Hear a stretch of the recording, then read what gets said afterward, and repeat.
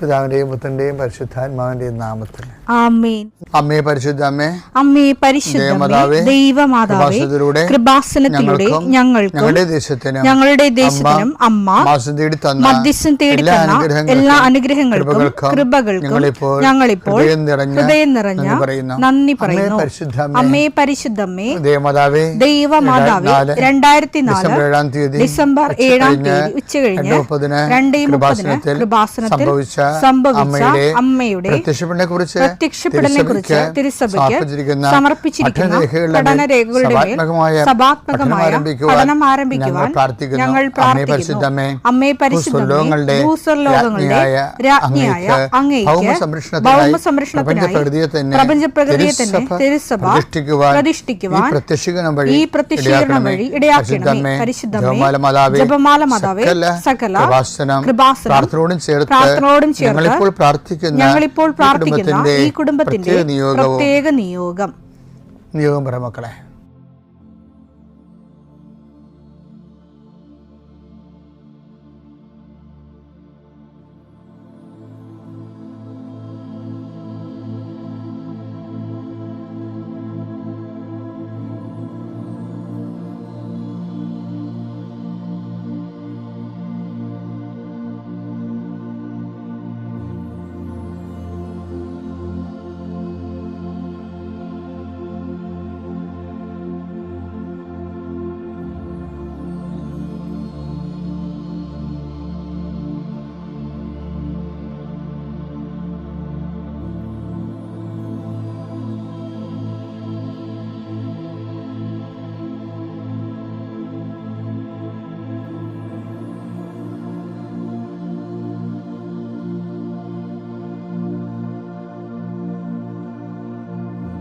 അമ്മയുടെ പ്രത്യക്ഷീകരണത്തിന്റെ ഈ അനുഗ്രഹവേളയിൽ ഞങ്ങൾക്ക് സാധിച്ചു തരുവാൻ കനിയണമേ. ആമേൻ. വിശ്വാസ പ്രമാണം. സർവശക്തനായ പിതാവും ആകാശത്തിന്റെയും ഭൂമിയുടെയും സൃഷ്ടാവുമായ ദൈവത്തിൽ ഞാൻ വിശ്വസിക്കുന്നു. അവിടുത്തെ ഏകപുത്രനും ഞങ്ങളുടെ കർത്താവുമായ ഈശോ മിശിഹായിലും ഞാൻ വിശ്വസിക്കുന്നു.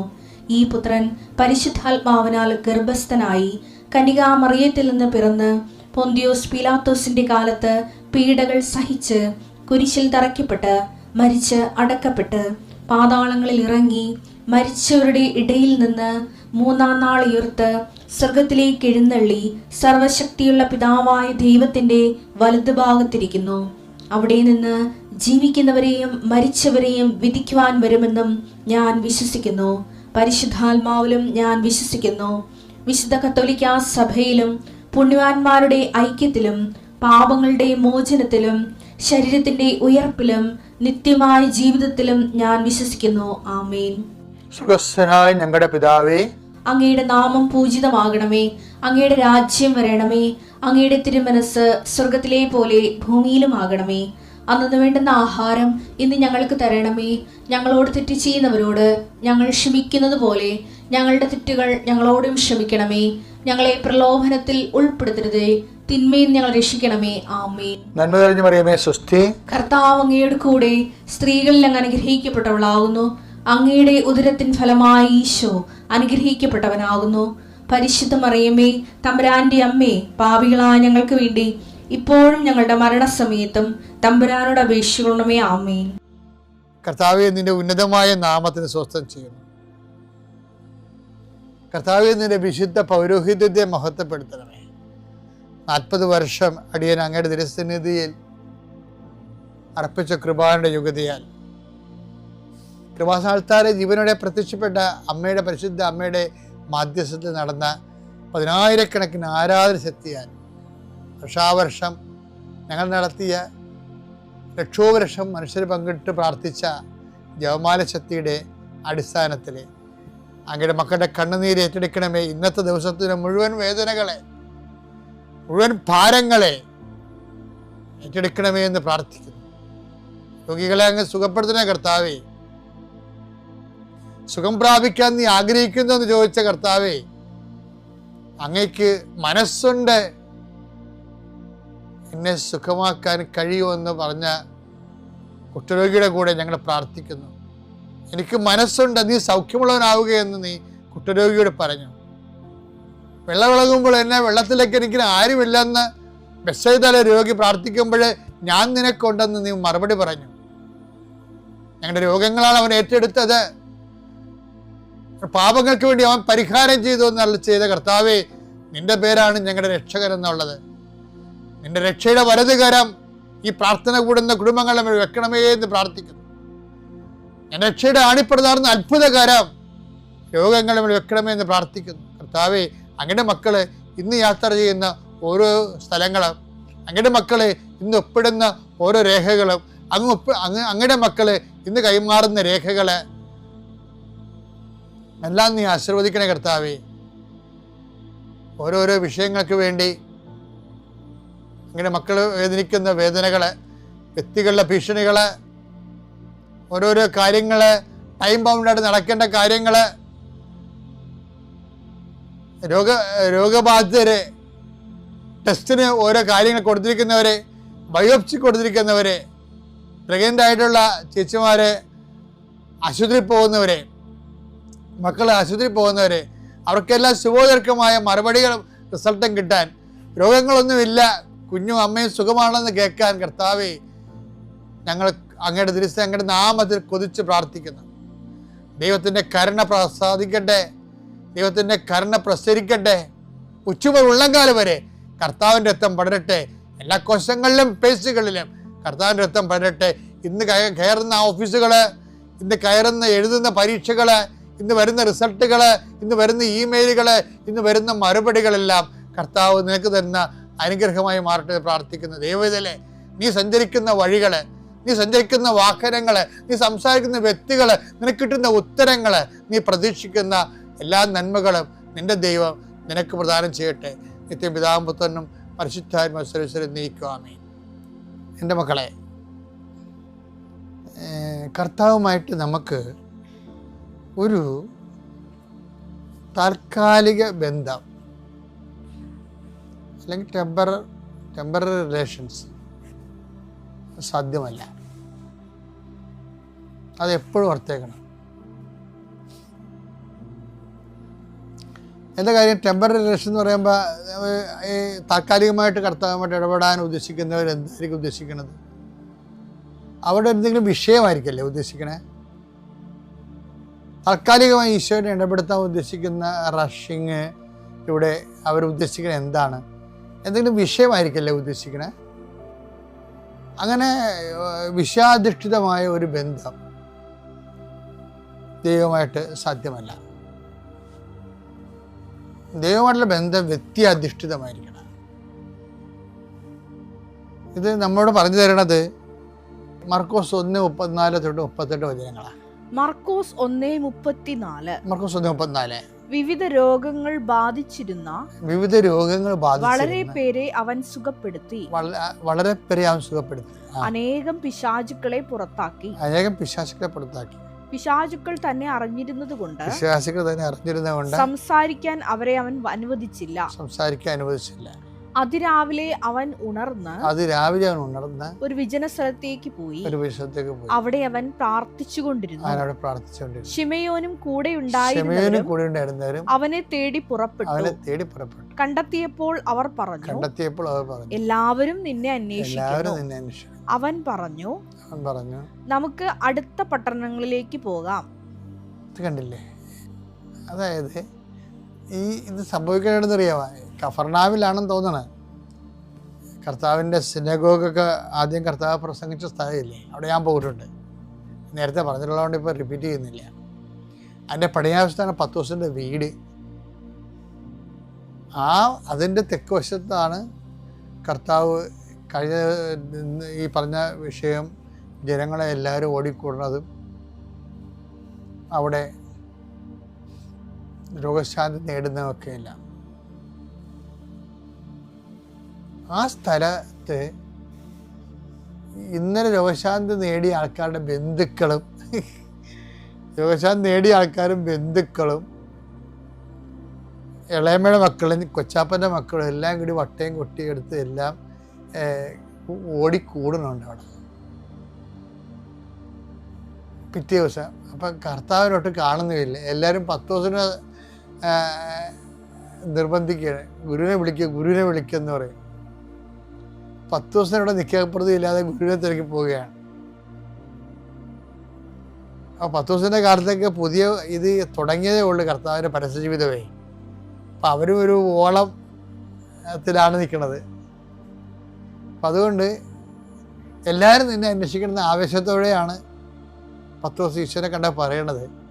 പക്ഷെ ഈശോ പറഞ്ഞ് വിട്ടേക്കാൻ പറഞ്ഞു. നമുക്ക് അടുത്ത സ്ഥലത്തേക്കും പോകേണ്ടിയിരിക്കുന്നു. എന്താ കാര്യം? ഇന്നലെ രോഗശാന്തി നേടിയ ആൾക്കാരാണ് ഇന്നും വന്നിരിക്കുന്നത്. അപ്പം അവരുടെ ബന്ധുക്കൾ സ്വന്തപ്പെട്ടവരൊക്കെയാണ്. അപ്പം രോഗശാന്തി നേടുക, എന്തെങ്കിലും ആനുകൂല്യം കൈപ്പറ്റുക മാത്രമേ അവരുടെ ഉദ്ദേശമുള്ളൂ.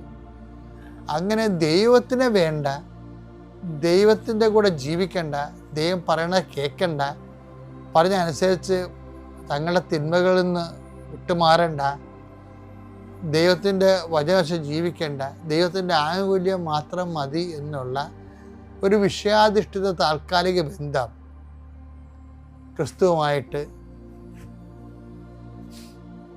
മുന്നോട്ട് കൊണ്ടുപോകാൻ പറ്റത്തില്ല. അതാണ് ഈ മർക്കോസിൻ്റെ, അതാ പറയണത്. മർക്കോസ് 1:38 അവൻ പറഞ്ഞു നമുക്ക് അടുത്ത പട്ടണങ്ങളിലേക്ക് പോകാം. ആ ജനത്തിനെ അഡ്രസ്സ് ചെയ്യാതെ അവൻ മറ്റു സ്ഥലങ്ങളിലേക്ക് പോവുകയും. ഇങ്ങനെ നമ്മുടെ ജീവിതത്തിൽ സംഭവിക്കരുത്. സംഭവിക്കാതിരിക്കാനുള്ളൊരു മാർഗത്തിലേ ഉള്ളൂ കർത്താവിൻ്റെ വചനം ജീവിതത്തിൽ പാലിച്ച് കർത്താവിൻ്റെ വചനപ്രകാരം ജീവിതം ക്രമീകരിച്ച് ദൈവ ഇഷ്ടം നിറവേറ്റണം. അടുത്ത ദിവസം അത് കാണാം. എൻ്റെ പേര് ജോസം ജെ മടത്തിക്കുന്നേൽ, വീട് മാനന്തവാടിയാണ്, വയനാട് ജില്ലയിൽ. ഞാനിവിടെ ആയിരിക്കുന്നത് എനിക്കും എൻ്റെ കുടുംബത്തിനും അമ്മ വഴി ദൈവം നൽകിയ അനുഗ്രഹങ്ങൾ ഏറ്റുപറയാൻ വേണ്ടിയിട്ടാണ്. ആദ്യമായിട്ട് ഞാൻ പറയാൻ പോണത് എൻ്റെ വീട് പണിയെക്കുറിച്ചാണ്. ഞങ്ങൾ 20 കൊല്ലം അധികമായി ഞങ്ങൾ നല്ലൊരു വീട് കിട്ടാൻ വേണ്ടിയിട്ട് ഞങ്ങൾ ആഗ്രഹിക്കുകയായിരുന്നു. അപ്പോൾ എൻ്റെ ചെറുപ്പം തൊട്ടേ എൻ്റെ അമ്മ ഞങ്ങളോട് പറയുമായിരുന്നു നല്ലൊരു കുഞ്ഞു വീട് കിട്ടാൻ വേണ്ടി പ്രാർത്ഥിക്കണമെന്ന്. അപ്പോൾ ചെറുപ്പത്തിൽ ദൈവമേ ഞങ്ങൾക്കൊരു കുഞ്ഞു വീട് തരണേ എന്നാണ് പ്രാർത്ഥിച്ചുകൊണ്ടിരുന്നത്. ഒരു ചെറിയൊരു ഷെഡിലാണ് ഞങ്ങൾ, ഒരു ആസ്പെറ്റോസ് ഇട്ട ഒരു ചെറിയൊരു വീട്ടിലാണ് ഞങ്ങൾ താമസിച്ചുകൊണ്ടിരുന്നത്. 4 വർഷം മുന്നേ ദൈവം അനുഗ്രഹിച്ച് ഞങ്ങൾ പണി തുടങ്ങി. പക്ഷേ തുടങ്ങുമ്പം പൈസയൊന്നും ഉണ്ടായിരുന്നില്ല. ഞങ്ങളെന്നാലും പപ്പ എങ്ങനെയോ തുടങ്ങി. ഞങ്ങൾ കൃഷിയെ മാത്രം ആശ്രയിച്ച് ജീവിക്കുന്നവരായിരുന്നു. പ്രളയം വന്നിട്ട് വാഴക്കൃഷിയായിരുന്നു, എല്ലാം നശിച്ചു പോവുക ചെയ്തേ. ഞങ്ങൾ മുടക്കിയ മുതൽ പോലും കിട്ടാത്ത സാഹചര്യങ്ങളുണ്ടായി. ആ സാഹചര്യത്തിൽ നിന്നാണ് ഞങ്ങൾ വീട് പണി തുടങ്ങിയത്. ഞങ്ങൾ ചെറുപ്പം മുതലേ എൻ്റെ ചാച്ചനും അമ്മച്ചിയും ഞങ്ങൾക്ക് പറഞ്ഞു തന്നതുപോലെ ഞങ്ങൾ പള്ളിയിൽ പോവും, പ്രാർത്ഥിക്കുകയൊക്കെ ചെയ്യുമായിരുന്നു. പക്ഷേ ജീവിതത്തിൽ ഒരു അനുഭവമായിട്ട് ഒന്നും ഉണ്ടായില്ല. അങ്ങനെയാണ് എൻ്റെ കസിൻ, അവളുടെ കൂടെ അവൾ പറഞ്ഞിട്ട് ഞാൻ ഈ ദേവാലയത്തിൽ വന്നു, അവളുടെ ആവശ്യത്തിന് വേണ്ടിയിട്ടാണ്. അപ്പം ആ പുറകിൽ ആ ചേട്ടന്മാരിരിക്കുന്ന പോലെ ഞാനും അവിടെ ഇരുന്നു. അന്ന് നിറച്ചും ആൾക്കാരുണ്ട് പള്ളിയിൽ. അലസനായി തന്നെ ഞാൻ ഇരുന്നു. രാവിലെ തൊട്ട് വൈകുന്നേരം വരെ ഇരുന്നു. കുറേ നേരമൊക്കെ അവിടെ ഉറങ്ങി ഇരിക്കുകയാണ് ചെയ്തത്. ഇവിടെ പറഞ്ഞ കാര്യങ്ങളിലൊന്നും എനിക്കൊരു വിശ്വാസവും ഉണ്ടായില്ല. പക്ഷേ എൻ്റെ കസിൻ അവൾ പറഞ്ഞതുകൊണ്ട് മാത്രം ഞാൻ ഉടമ്പടി എടുത്തു. ഞാൻ കുറച്ചൊക്കെ അത് ഫോളോ ചെയ്തു. കുറേ കഴിഞ്ഞപ്പോൾ അത് മറന്നുപോയി. പിന്നെ ആ കാര്യം തന്നെ മറന്നുപോവുകയാണ് ചെയ്തത്. പിന്നെ ഈ അടുത്ത കാലത്ത് എൻ്റെ ഒരു കൂട്ടുകാരത്തി ഞങ്ങളുടെ അവസ്ഥ മനസ്സിലാക്കിയപ്പം എന്നോട് പറഞ്ഞു, നീ ഉടമ്പടി എടുക്ക്, മാതാവ് അനുഗ്രഹിക്കുമെന്ന് പറഞ്ഞു. അപ്പോൾ അന്ന് ഇവിടെ വന്ന് ചെയ്യാൻ പറ്റില്ല. അപ്പോൾ ഞാൻ ഓൺലൈനായിട്ട് ഉടമ്പടി എടുക്കുകയാണ് ചെയ്തത്. അപ്പോൾ പണ്ട് തന്ന പ്രാർത്ഥന ബുക്കുകൾ കാശുരൂപമൊക്കെ ഉണ്ടായിരുന്നു. അപ്പം എനിക്കൊരു വിശ്വാസം പിന്നെയും തോന്നി. ഞാൻ ആദ്യം തൊട്ട് പിന്നെയും പ്രാർത്ഥിക്കാൻ തുടങ്ങി. അങ്ങനെ ആ രണ്ടാമത് ഉടമ്പടി പുതുക്കിയ ശേഷം ഞങ്ങളുടെ വീട് പണി കുറച്ചും കൂടെ സ്പീഡായിട്ട് തീരാൻ തുടങ്ങി. എൻ്റെ പപ്പനെ ചോദിച്ചാൽ പപ്പയ്ക്ക് അറിയത്തില്ല എവിടുന്നാണ് പൈസ കിട്ടിയേ, ആരാ തന്നേന്ന്. ഞങ്ങളൊരു കുഞ്ഞു വീട് കിട്ടണമെന്ന് പറഞ്ഞ് പ്രാർത്ഥിച്ച് ഞങ്ങൾക്കിന്ന് വലിയൊരു ഭവനം തന്നെയാണ് ദൈവം തന്നത്. അപ്പം ഞങ്ങളുടെ പപ്പേൻ്റെ ബാക്കി സഹോദരങ്ങൾക്കും അമ്മേൻ്റെ വീട്ടിലും ഒക്കെ എല്ലാവർക്കും നല്ല നല്ല വീടുണ്ടായിരുന്നു. ഞങ്ങൾക്ക് മാത്രമായിരുന്നു ഇല്ലാതിരുന്നത്. അപ്പം പെരേക്കൂടലിനൊക്കെ വരുമ്പം അവർക്കും അത്ഭുതമാണ് ഇത്രയും നല്ലൊരു ഭവനം എങ്ങനെ കിട്ടിയെന്ന്. ഞങ്ങൾക്ക് എല്ലാവർക്കും പറയാനേ ഉള്ളൂ, അമ്മേൻ്റെ കൃപാസന അമ്മേൻ്റെ മാതാവിൻ്റെ സഹായത്തോടെ ദൈവം ഞങ്ങൾക്ക് തന്ന ഭവനാണ്. എല്ലാവർക്കും പലരും ചോദിക്കുന്നുണ്ട്, നിങ്ങൾക്ക് വിദേശത്ത് നിന്ന് ആരെയും പൈസ തന്നോ? ഒരിക്കലുമല്ല, ആരും ഞങ്ങളങ്ങനെ സഹായിച്ചിട്ടില്ല. എൻ്റെ പപ്പയ്ക്ക് എൻ്റെ മാതാവ് എങ്ങനെയൊക്കെ കൊടുത്തു, എങ്ങനെയാണെന്ന് ചോദിച്ചാൽ പപ്പയ്ക്കും അറിയത്തില്ല. പപ്പ പറയും, എൻ്റെ ആ സമയത്ത് ആരൊക്കെയോ വഴി എങ്ങനെയോ പൈസ കിട്ടി, അത് പൂർത്തീകരിച്ചു. ഞങ്ങൾ പെയിൻ്റ് അടിക്കണം എന്ന് കരുതിയല്ല, പക്ഷെ നല്ല പെയിൻ്റ് അടിക്കാൻ പറ്റി. മതിൽ കെട്ടണം എന്ന് കരുതിയല്ല, മതിൽ കെട്ടാൻ പറ്റി. ആ വീട്ടിലേക്ക് ഇനി ഒരു സാധനം വാങ്ങാനില്ല, ഒരു മെയിൻ്റനൻസ് പണിയോ ഇനി അഡീഷണലായിട്ട് എടുക്കാനില്ല. അത്രയും മനോഹരമായിട്ടുള്ളൊരു വീട് ദൈവം തന്നു. അപ്പം പെരേക്കൂടൽ കഴിഞ്ഞ്, പെരേക്കൂടലിന് സമയത്ത് നമുക്ക് കൊറോണ കൂടുതൽ കൂടി. അപ്പോൾ എല്ലാവർക്കും ഒരു ആഗ്രഹം ഉണ്ടായിരുന്നു, എല്ലാവർക്കും ഞങ്ങളുടെ പെരേക്കൂടലിന് കൂടണമെന്ന്. പക്ഷേ കൊറോണ കൂടിയതുകൊണ്ട് ഗവൺമെൻറ് പറഞ്ഞു അധികം ആൾക്കാരെ പറ്റില്ല എന്ന്. പക്ഷേ ഞങ്ങൾ ഫെബ്രുവരി 12-ാം തീയതിയാണ് പെരേക്കൂടൽ ഉദ്ദേശിച്ചത്. അന്ന് തലേന്നാണ് ഗവൺമെൻറ് പങ്കെടുക്കാൻ പറ്റുന്ന ആൾക്കാരുടെ എണ്ണം കൂട്ടി.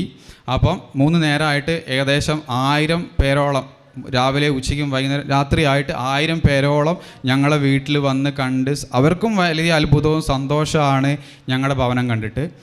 അപ്പം അതിന് നന്ദി പറയാനാണ് ഞാനിവിടെ വന്നിരിക്കുന്നത്. അതുപോലെ തന്നെ മറ്റൊരു കാര്യം കൂടെ പറയാനുള്ളത്, എൻ്റെ വീട്ടിൽ ഞങ്ങൾ ഒരു കൂട്ടുകുടുംബം പോലെയാണ്. എൻ്റെ പപ്പയ്ക്ക് 10 സഹോദരങ്ങളുണ്ട്. ഞങ്ങൾ 6 സഹോദരങ്ങൾ ഒരുമിച്ചാണ് താമസിക്കുന്നത്. എല്ലാവരുടെ വീട്ടിലും ഒരേ സമയത്ത് കൊറോണ വന്നു. എൻ്റെ പപ്പയ്ക്ക് വന്നു, പപ്പേൻ്റെ ആങ്ങളമാരുടെ ചാച്ചനും അമ്മയ്ക്കും എല്ലാവർക്കും വന്നു. പക്ഷേ ദൈവം അനുഗ്രഹിച്ച് അവരുടെ കൂടെ ഞാൻ കിടന്നതാണ്, ഭക്ഷണം കഴിച്ചതാണ്, ഒരുമിച്ച് പോയതാണ്. ദൈവം അനുഗ്രഹിച്ച് എന്നെ കൊറോണ പിടിച്ചേ ഇല്ല. ഞാനിപ്പോൾ എറണാകുളത്ത് IELTS പഠിക്കുകയാണ്. ഈ ശനിയാഴ്ചയാണ് എൻ്റെ എക്സാം. അവിടെയും ഞാൻ കൂടെ കഴിഞ്ഞവർക്കും ഒക്കെ കൊറോണ പിടിച്ചു. പക്ഷേ എനിക്ക് മാത്രം ദൈവം കൊറോണ തന്നില്ല. അത് ഞാൻ വിശ്വസിക്കുന്നുണ്ട്, എൻ്റെ അമ്മ എന്നെ കാത്തു പാലിച്ചതാണെന്ന്. മറ്റൊരു കാര്യം പറയാനുള്ളത്, ഞാൻ IELTS ചേരുമ്പം ക്ലാസ് തുടങ്ങുന്നതിന് മുന്നേ ഇവിടെ വന്ന് പ്രാർത്ഥിക്കണമെന്ന് എനിക്ക് ആഗ്രഹം ഉണ്ടായിരുന്നു. അപ്പോൾ ഞാൻ എൻ്റെ കസിൻ്റെ കൂടെയാണ് എറണാകുളത്ത് നിന്നത്. അപ്പോൾ ചേട്ടായി എന്തോ ആവശ്യത്തിന് ആലപ്പുഴയിൽ പോകണമെന്ന് പറഞ്ഞു. അപ്പോൾ ഞാൻ പറഞ്ഞു ഞാനും ഉണ്ട്, എനിക്ക് കൃപാസനത്തിൽ പോകണമെന്ന് പറഞ്ഞു. അപ്പം ഞാൻ വന്നു, ഇവിടെ പ്രാർത്ഥിച്ചു. ചേട്ടായിയും എൻ്റെ കൂടെ വന്നു. ചേട്ടായിക്കും അങ്ങനെ വിശ്വാസമൊന്നും ഉണ്ടായിരുന്നില്ല.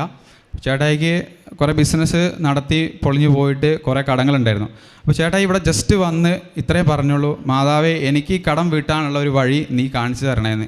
ഞങ്ങൾ ഇവിടെ നിന്ന് അങ്ങ് പാസ് ചെയ്ത് തിരികെ എറണാകുളത്ത് പോവുകയാണ്. അന്നേരം തന്നെ ചേട്ടാൻ്റെ കൂട്ടുകാരൻ്റെ മെസ്സേജ്, ഗാംബിയ എന്നൊരു വെസ്റ്റ് ആഫ്രിക്കൻ കൺട്രിയാണ്. അവിടെ പറഞ്ഞു ഒരു ഹൈപ്പർ മാർക്കറ്റിൽ അസിസ്റ്റൻറ്റ് മാനേജറായിട്ട് വേക്കൻസി ഉണ്ട്, നീ അപ്ലൈ ചെയ്യുന്നുണ്ടെന്ന് ചോദിച്ചു. ചേട്ടായി അപ്ലൈ ചെയ്തു. അപ്പോൾ എന്നോട് പറഞ്ഞു നീ പ്രാർത്ഥിക്കണം എന്ന് പറഞ്ഞു. ഞാൻ ഈ കഴിഞ്ഞ മാസങ്ങളിൽ 3-4 പ്രാവശ്യം ഇവിടെ വന്ന് പ്രാർത്ഥിച്ചു. ചേട്ടായിക്കും വേണ്ടി ഞാൻ പ്രാർത്ഥിച്ചു. ചേട്ടായി കഴിഞ്ഞ ദിവസം ഗാംബിയയിലെത്തി. പലരും വിചാരിക്കും ആഫ്രിക്കൻ കൺട്രി ആയതുകൊണ്ട് പേടിച്ചാണ് എല്ലാവരും പറഞ്ഞു വിട്ടത്. പക്ഷേ നമ്മളെ കേരളത്തെ പോലെ തന്നെ ഒരു കൺട്രിയാണ് ഗാംബിയ എന്ന് പറയുന്നത്. അപ്പോൾ ചേട്ടായി പറയുകയാണ് ആ കമ്പനിക്കാരെ വിട്ട വണ്ടി ബെൻസ് കാറിലാണ് ചേട്ടായിനെ ഇവിടുന്ന് കൂട്ടിക്കൊണ്ട് പോകുന്നത്. അത്രയും വലിയൊരു അനുഗ്രഹമാണ് മാതാവ്. വലിയ വിശ്വാസത്തോടെ ഒന്നും അല്ല ചേട്ടായി വന്നിവിടെ പ്രാർത്ഥിച്ചത്. പക്ഷേ വെറുതെ ഒന്ന് പറഞ്ഞതേ ഉള്ളൂ, എൻ്റെ മാതാവ് എനിക്ക് എൻ്റെ കടം വീട്ടാനൊരു വഴി കാണിച്ചു തരുന്നത്. വിദേശത്ത് പോകണമെന്ന് ആഗ്രഹിക്കുകയോ പറയുകയോ ഒന്നും ചെയ്തിട്ടില്ലായിരുന്നു. പക്ഷേ മാതാവ് കൂട്ടിക്കൊണ്ട് പോയി. അപ്പോൾ ചേട്ടാ ഞങ്ങൾ പറയണേ, എൻ്റെ ബെൻസ് കാറിലാണ് അവർ കൂട്ടാൻ വേണ്ടി വന്നത്. നമ്മുടെ ഇവിടെ നോക്കുവാണെങ്കിൽ ഒരു ദിവസം 2500-3000 രൂപ കൊടുക്കുന്ന തരത്തിലുള്ള നമ്മൾ വാടകയ്ക്ക് അല്ലെങ്കിൽ ഒരു ദിവസം പേ ചെയ്യേണ്ട തരത്തിലുള്ള ഒരു റൂം, അതാണ് ചേട്ടായിക്ക് 2 വർഷത്തേക്ക് അവിടെ കൊടുത്തത്. അത്രയും സെറ്റപ്പായിട്ടുള്ള ഒരു സ്ഥലം മാതാവ് കൊടുത്തു. ചേട്ടാ ഇന്ന് തൊട്ട് അവിടെ ജോയിൻ ചെയ്തു. പിന്നെയുള്ളതെന്ന് പറഞ്ഞാൽ എൻ്റെ ഒരു കസിൻ ചേച്ചി സെറ്റിന് അപ്ലൈ ചെയ്തിട്ടുണ്ടായിരുന്നു. അപ്പോൾ ഞാൻ പറഞ്ഞായിരുന്നു, എനിക്ക് കിട്ടിയ അനുഭവമൊക്കെ ഞങ്ങളിങ്ങനെ കുടുംബക്കാരൊക്കെ ഷെയർ ചെയ്തുമ്പോൾ ചേച്ചീനോട് ഞാൻ പറഞ്ഞായിരുന്നു ഇങ്ങനെ ഇവിടെ കൃപാസനമുണ്ട്, പ്രാർത്ഥിച്ച് നോക്കുമെന്ന് പറഞ്ഞു. അപ്പോൾ ചേച്ചി ഓൺലൈനായിട്ട് ഉടമ്പടി എടുത്തു. സെറ്റ് ചെയ്യിക്കണമെന്നും പറഞ്ഞ് കണ്ടീഷൻ വെച്ചു. എക്സാം ഒരു ഞായറാഴ്ചയാണ്. അന്ന് കൊറോണ വന്നതുകൊണ്ട് അത്യാവശ്യം കടകൾ മാത്രമേ തുറന്നിട്ടുള്ളൂ, മറ്റ് കടകളൊന്നുമില്ല. ചേച്ചി എക്സാം സെൻറ്ററിലെത്തി കയറാൻ നോക്കുമ്പോൾ ഹാൾ ടിക്കറ്റ് എടുത്തില്ല. ചേച്ചി ഫുള്ള് ടെൻഷനായി. അപ്പം അതിൻ്റെ പ്രിൻ്റ് അതിൻ്റെ കോപ്പി ഫോണിലുണ്ട്. അപ്പോൾ ഫോട്ടോസ്റ്റാറ്റ് കടയും തപ്പി ഇവർ പുറത്തേക്ക് പോയി. അപ്പോൾ അന്ന് ഞായറാഴ്ചയും കൂടിയാണ്, ലോക്ക്ഡൗൺ ആയതുകൊണ്ട് ഇതില്ല എന്ന് പറഞ്ഞു. അപ്പോൾ ചേച്ചിക്ക് ഭയങ്കര ടെൻഷനായി. പക്ഷേ അന്നേരം ചേച്ചീൻ്റെ ചെവിയിൽ വന്നിട്ട് ഒരു ശക്തി പറയുകയാണ്, അവിടെ ഒരു സൂപ്പർ മാർക്കറ്റ് ഉണ്ടെന്ന് പറഞ്ഞ് ഇങ്ങനെ ശക്തി പറയുകയാണ്. അപ്പോൾ ആ ചേച്ചി സൂപ്പർ മാർക്കറ്റിലേക്ക് പോയി. അപ്പോൾ സൂപ്പർ മാർക്കറ്റിനോട് ആ ചേട്ടനോട് ചോദിച്ചു, നിങ്ങൾ ഇവിടെ പ്രിൻ്റർ ഉണ്ടോയെന്ന് ചോദിച്ചു. അപ്പോൾ അയാൾ കരുതിയത് ഇവിടെ പ്രിൻ്റർ വിൽക്കാനുണ്ടോയെന്നാണ്. അപ്പോൾ അദ്ദേഹം പറഞ്ഞു ഇല്ല എന്ന് പറഞ്ഞു. അപ്പോൾ ചേച്ചി ഇറങ്ങി. അപ്പോൾ പിന്നെയും ചെവിയിൽ ഒരു ശക്തി പറയുകയാണ്, പ്രിൻ്റ് എടുത്ത് തരുമോ എന്ന് ചോദിക്കാൻ. കാരണം അവിടെ അവർ ഡിസ്പ്ലേ ചെയ്ത് വെച്ചിട്ടുണ്ട്, തക്കാളിക്ക് ഇത്ര രൂപ ഇതൊക്കെ പറഞ്ഞ് ഒരു ഫോട്ടോസ്റ്റാറ്റ് കോപ്പി ആയിട്ട് അവിടെ പ്രിൻ്റ് വെച്ചിട്ടുണ്ട്. അപ്പോൾ പറഞ്ഞു ഇതേപോലെ എനിക്ക് എടുത്ത് തന്നാൽ മതി എന്ന് പറഞ്ഞു. അപ്പം ചേച്ചി അവിടെ പോയിട്ട് അദ്ദേഹത്തോട് അങ്ങനെ പറഞ്ഞപ്പോൾ ചേച്ചീനോട് ചോദിച്ചു, നിങ്ങളോട് ആരാ ഈ സൂപ്പർ മാർക്കറ്റിൽ പ്രിൻ്റർ ഉണ്ടെന്ന് പറഞ്ഞതെന്ന് ചോദിച്ചു. അപ്പോൾ പറഞ്ഞു എനിക്കൊരു ശക്തി ഇങ്ങനെ തോന്നി, ഞാനങ്ങനെ അതുകൊണ്ട് വന്നതാന്ന് പറഞ്ഞു. ചേച്ചി പോയി പ്രിൻ്റ് എടുത്തു, പോയി എക്സാം എഴുതിയിട്ട് ചേച്ചി അത്ഭുതം എന്ന് പറയട്ടെ, ചേച്ചി പാസ്സായി. ആ സെറ്റ് എക്സാമിൽ എനിക്ക് കറക്റ്റ് പറയാൻ അറിയത്തില്ല, ഏതൊരു രീതിയിൽ ഏറ്റവും ടോപ്പ് 120 പേർക്കാണ് ഇത്ര മാർക്ക് വന്നേക്കുന്നത്. ആ 120 പേരിൽ എൻ്റെ ചേച്ചിയുണ്ട്. ചേച്ചിക്ക് പാസ്സാവാൻ പറ്റി. ഇതെല്ലാം ഇവിടെ വന്ന് പ്രാർത്ഥിച്ച് മാതാവിൻ്റെ അനുഗ്രഹമാണ്. എല്ലാവർക്കും യേശുനാമത്തിൽ എല്ലാവരുടെയും പേരിൽ യേശുനാമത്തിൽ നന്ദി പറയുന്നു. ഇവിടെ പറയുന്ന കണ്ടീഷൻസ് ഞാൻ അങ്ങനെ പാലിക്കാറുണ്ടായിരുന്നു. പള്ളിയിൽ പോകാറുണ്ട്, കുമ്പസാരിക്കാറുണ്ട്. ഇതിൽ ഇവിടുന്ന് വരുന്ന പത്രമൊക്കെ ഞാൻ ബാക്കിയുള്ളവർക്ക് കൊടുക്കായിരുന്നു. ഇവിടുന്ന് വരുമ്പോഴൊക്കെ ഞാൻ പത്രം വാങ്ങും. ഞാൻ പോകുന്ന ഒന്നല്ല പോസ്റ്റലിൽ അയച്ചു കൊടുക്കും, എൻ്റെ കൂട്ടുകാർക്ക് അയച്ചു കൊടുക്കും. ഇവിടുത്തെ ഈ അച്ഛൻ്റെ പ്രസംഗത്തിൻ്റെ ലിങ്കും ഒക്കെ അയച്ചു കൊടുത്ത് എല്ലാവരോടും കാണാനും കേൾക്കാനൊക്കെ പറയും. അപ്പം ഞാൻ പറഞ്ഞത് ശേഷം 4 പേര് എൻ്റെ ഉടമ്പടി ഞാൻ പറഞ്ഞ ശേഷം ഓൺലൈനായിട്ടാണ് അവർ ഉടമ്പടി എടുത്തിട്ടുണ്ട്. പിന്നെ എൻ്റെ ഒരു കൂട്ടുകാരൻ, അവൻ വിസിറ്റിംഗ് വിസയിൽ ബിടെക് കഴിഞ്ഞിട്ട് ഗൾഫിൽ പോയി. അപ്പോൾ അവൻ വിസിറ്റിംഗ് വിസേൻ്റെ കാലാവധിയും കഴിഞ്ഞു. അവൻ തപ്പിയിട്ട് ജോലിയൊന്നും കിട്ടിയില്ല. പക്ഷെ അവൻ എന്നോടൊന്നും അങ്ങനെ പറഞ്ഞില്ല. ഞാനൊരു ദിവസം അവൻ്റെ വീട്ടിൽ പോയപ്പോൾ അവൻ്റെ പപ്പ ഭയങ്കര സങ്കടപ്പെട്ടിട്ട് എന്നോട് ഇങ്ങനെ പറഞ്ഞു, അവനിങ്ങനെ പോയി കിട്ടിയില്ല, ജോലി കിട്ടിയില്ല, നീ ഒന്ന് പ്രാർത്ഥിക്കണം എന്ന് പറഞ്ഞു. അപ്പോൾ ഞാൻ പറഞ്ഞു, ഇങ്ങനെ കൃപാസനം എന്ന് പറഞ്ഞുകൊണ്ട് നിങ്ങൾക്ക് വിശ്വാസമാവോ ഇല്ലയോ എന്നറിയത്തില്ല, നിങ്ങൾ അവിടുത്തെ സാക്ഷ്യങ്ങൾ കേൾക്കുക. നമ്മുടെ മനുഷ്യൻ്റെ ചിന്തയ്ക്കും ബുദ്ധിയിലേക്കാട്ടൊക്കെ ഉപരിയായിട്ടാണ് അവിടെ കാര്യങ്ങൾ നടക്കണേ. അപ്പോൾ നിങ്ങൾ കണ്ടു നോക്കുക, നിങ്ങൾക്ക് താല്പര്യം ഉണ്ടെങ്കിൽ ഓൺലൈൻ ഉടമ്പടി എടുക്കുമെന്ന് പറഞ്ഞു. ഞാൻ എന്നിട്ട് ലിങ്കൊക്കെ അയച്ചു കൊടുത്തു. അവരെടുത്തോന്ന് അറിയത്തില്ല. പിന്നെ അവനും എൻ്റെ കൂട്ടുകാരനും ഞാനിത് ഇതേപോലെ പറഞ്ഞു കൊടുത്തു. അവന് ഓൺലൈൻ ഉടമ്പടി എടുത്തു. കഴിഞ്ഞ ദിവസം അവനൊരു കമ്പനിയിൽ ജോലി കിട്ടി. 70,000 80,000 എത്ര ശമ്പളം ഉണ്ടെന്ന് പറഞ്ഞു. ഇതും മാതാവിൻ്റെ അനുഗ്രഹത്താൽ അവന് കിട്ടിയതാണ്. ദൈവത്തിന് നന്ദി. പരിശുദ്ധ അമ്മയ്ക്ക് തിരുക്കുമാനൂരായിരുന്നതറിയാം.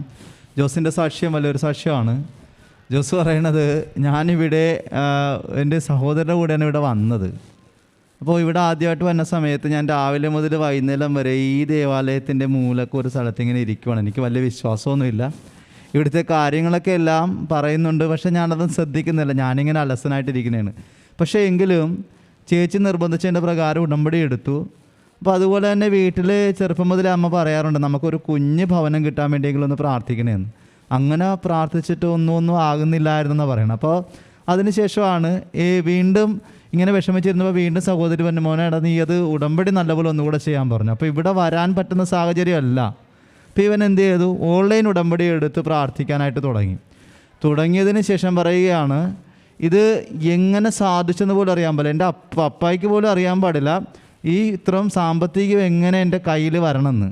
ഇപ്പോൾ പലരും ചോദിച്ചു, നിങ്ങൾ ആരെങ്കിലും വിദേശത്ത് നിന്ന് സഹായിക്കുന്നുണ്ടോ എന്ന് ചോദിച്ചു. അപ്പോൾ ഇവരാരും ഒന്നും സഹായിച്ചിട്ടില്ല. അവർ പോലും അറിയാത്ത രീതിയിൽ സാമ്പത്തികമെന്ന് നിറഞ്ഞിട്ട് പറയുകയാണ്, വലിയൊരു ഭവനം, ശരിക്കും ഇവർക്ക് വിശ്വസിക്കാൻ പറ്റാത്ത രീതിയിലുള്ള ഭവനം. അതിൻ്റെ അകത്തായിട്ട് ഇനി ഒരു മെയിൻ്റനൻസ് വർക്കും ഇല്ലെന്നാണ് പറയുന്നത്. മതിൽ കെട്ടി എല്ലാ കാര്യങ്ങളും, ഇനി ആ ഭവനത്തിയിട്ട് ഒന്നും ചെയ്യാനില്ല. അത്രത്തോളം മനോഹരമായിട്ടുള്ളൊരു ഭവനം 20 വർഷങ്ങൾക്ക് ശേഷം ഈ മകൻ പ്രാർത്ഥിക്കാൻ തുടങ്ങിയപ്പോൾ അത് ദൈവമാതാവ് കൊടുത്ത് അനുഗ്രഹിച്ചു. 1000-ഓളം പേരും അവരെ പങ്കെടുപ്പിച്ചുകൊണ്ടാണ് അതിൻ്റെ ആശീർവാദ കർമ്മം പോലും ഇവർ നടത്തുന്നത്. ഇനി അതിൽ ഈ ഒരു സാക്ഷ്യത്തിൽ നിങ്ങൾ മനസ്സിലാക്കണം, ചിലരൊക്കെ ഉടമ്പടി ചെയ്തിട്ട് ഇട്ടിട്ട് പോകുന്നവർ ഈ ഒരു സാക്ഷ്യം കാണുന്നത് നല്ലതാണ്. കാരണം ഈ മകൻ ഒന്ന് ഉടമ്പടി എടുത്തിട്ട് അത് ഫോളോ ചെയ്യാതിരുന്ന മനുഷ്യനാണ്. പക്ഷെ രണ്ടാമത് വീണ്ടും അമ്മ മാതാവിനോട് ശരണം വെച്ചുകൊണ്ട് ചെയ്യാഞ്ഞ കാര്യം വീണ്ടും ചെയ്യാൻ തുടങ്ങി. അപ്പോൾ പറയുകയാണ്, ഞാനിപ്പോൾ ചെയ്യാത്ത കാര്യങ്ങളൊന്നുമില്ല, പത്രം കൊണ്ട് എല്ലാവരുടെ ഭവനത്തിലും കൊടുത്ത് അമ്മ മാതാവിൻ്റെ നാമം പറയും, ഇനി ഷെയർ ചെയ്യും, പ്രാർത്ഥിച്ച് ഷെയർ ചെയ്യും, ദേവാലയത്തിൽ പോകും, ഒരിക്കൽ പോലും മുടങ്ങാറില്ല, കാരുണ്യ പ്രവൃത്തികൾ ചെയ്യും, ഞാൻ എല്ലാം കൃത്യമായിട്ട് പാലിക്കുന്നുണ്ട്. അപ്പോൾ അതിൻ്റെ അടിസ്ഥാനത്തിൽ രണ്ടാമത്തെ സാക്ഷ്യം കേട്ടാം, എൻ്റെ കസിൻ ചേട്ടനെ ഇവിടെ കൊണ്ടുവന്നു. അപ്പോൾ കസിൻ ചേട്ടനെ ഇവിടെ കൊണ്ടുവന്നിട്ട് ആ മനുഷ്യൻ പറഞ്ഞൊരു കാര്യം, അമ്മേ മാതാവേ എനിക്ക് കടബാധ്യത കയറി കിടക്കണം, നീ ഒന്ന് നോക്കണേ എന്ന് ഒരു വാക്ക് മാത്രമേ പറഞ്ഞിട്ടുള്ളൂ.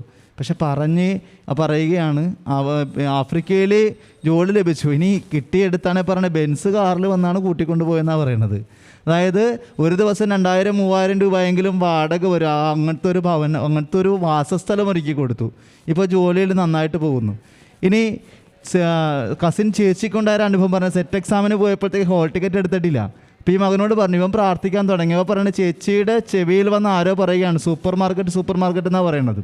അപ്പോൾ ഈ സഹോദരി അവിടെ ചെന്ന് ചോദിച്ചു, പ്രിൻ്റർ ഉണ്ടാകുന്ന ചോദിച്ചാൽ പറഞ്ഞ് അവർ വിൽക്കാനാണെന്ന് ഓർത്തില്ല എന്നുകൊണ്ട് പുറത്തോട്ട് പറഞ്ഞു വിട്ടപ്പോൾ അവിടെ പ്രിൻ്റ് എടുത്ത് ഒട്ടിച്ച് വെച്ചിരിക്കുന്നുണ്ട്, ഇതുപോലെ ഒന്ന് എടുത്തു തരുവാന്ന് ചോദിച്ചു. അപ്പോൾ ആ സൂപ്പർ മാർക്കറ്റ് ഉടമ ചോദിച്ചത്, ഈ സൂപ്പർ മാർക്കറ്റ് പ്രിൻ്റർ ഉണ്ടെന്ന് ആരാ പറഞ്ഞത്? അപ്പോഴാണ് പറയണത്, എൻ്റെ ചെവിയിൽ വന്നിങ്ങനെ ആരോ പറയുന്നു, അതായത് പരിശുദ്ധ അമ്മ മാതാവ് പറഞ്ഞിട്ടാണ്. അങ്ങനെ ആ സഹോദരിക്ക് പ്രിൻ്റ് എടുത്ത് കിട്ടി, ഹോൾ ടിക്കറ്റ് പരീക്ഷ എഴുതി. പറയുകയാണ് 120 പേര്, ശരിക്കും ഒരു വലിയ തലത്തിൽ 120 പേരാണ് സെലക്റ്റഡ്. അതിൻ്റെ അകത്ത് ഒരാളാണ് ഈ സഹോദരി. അപ്പോൾ വലിയ അത്ഭുതങ്ങളാണ് നടന്നിരിക്കുന്നത് ഈ മകനിലൂടെ. പിന്നെ പലരും ഓൺലൈൻ ഉടമ്പടി എടുത്തു. സുഹൃത്തിന് ഇപ്പോഴൊരു ജോലിയായി. അതായത് ദൈവമാതാവിൻ്റെ വലിയൊരു കരുതൽ ഈ ഒരു സാക്ഷ്യത്തിലുണ്ട്, തീർച്ചയായിട്ടും ഉണ്ട്. അതായത് നമ്മൾ ചെയ്യുന്നത് കറക്റ്റായിട്ട് ആത്മാർത്ഥമായിട്ട് ചെയ്താൽ അത് ദൈവമാതാവ് തീർച്ചയായിട്ടും നൽകിയിരിക്കും, നമ്മൾ ആഗ്രഹിക്കുന്ന പോലെ തന്നെ. അപ്പോൾ ഉടമ്പടിയിൽ വിശ്വസത പുലർത്താൻ വേണ്ടി ഈ ഒരു സാക്ഷ്യം നമ്മളെ വളർത്തട്ടെ. ദൈവമാതാവിൻ്റെ കൃപയ്ക്കും ഈ സഹോദരൻ ലഭിച്ച അനുഗ്രഹത്തിനും ദൈവത്തിന് നന്ദി പറയാം. യേശുവേ ആരാധന, യേശുവേ സ്തുതി. യേശുവിൻ്റെ അതിപരിശുദ്ധ നാമത്തിന് മഹത്വമുണ്ടാകട്ടെ. എൻ്റെ പേര് ജിൻസ ആൻഡോ. എൻ്റെ വീട് ഇരിങ്ങാലക്കുട രൂപത വെണ്ണൂർ ഇടവക അംഗമാണ്. ഞാൻ ഒരു അതിപ്രധാനമായൊരു സാക്ഷ്യം നിങ്ങളോട് പ്രഘോഷിക്കാനാണ് ഇവിടെ വന്നിരിക്കുന്നത്. എൻ്റെ മകന് വേണ്ടിയിട്ടാണ് 2017 ഞാൻ ആദ്യമായിട്ട് ഉടമ്പടി എടുത്തത്. 2014 മുതൽ ഞാനിവിടെ വരുന്ന് പ്രാർത്ഥിക്കുന്നതാണ്. എൻ്റെ നാത്തൂൻ്റെ അമ്മയാണ് എന്നോട് ഇത് പറഞ്ഞത്. ആദ്യമായിട്ട് ഞാൻ ആ അമ്മയോട് നന്ദി പറയുന്നു ഇവിടെ വരുന്നതിന് വേണ്ടിയിട്ട്. പിന്നെ എൻ്റെ സാക്ഷ്യം പറയുന്നതിന് മുമ്പായിട്ട് ഞാൻ എല്ലാവരോടും നന്ദി പറയുന്നു. ഇവിടുത്തെ ഓരോ ശുശ്രൂഷകരോടും ജോസഫ് അച്ഛനോടും എല്ലാവരോടും ഞാൻ നന്ദി പറയുന്നു. എൻ്റെ മകന് 2016 ന്യൂസിലൻഡിലേക്ക് പോകുന്നത്.